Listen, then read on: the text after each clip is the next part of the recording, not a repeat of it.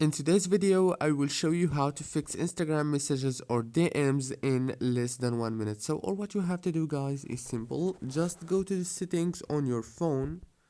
Now this is the settings page, as you can see. Now all what you have to do is scroll down and go to the apps manager on your phone, and then go to apps in the top right here and scroll down until you find the Instagram.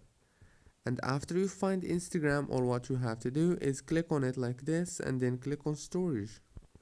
And after that, click on clear data.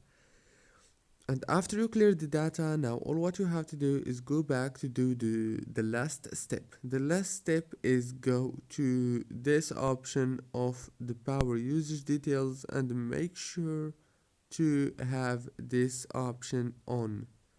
This is the power consumption alert, make it on, and also the app launch, make it manage automatically. Make sure to enable it.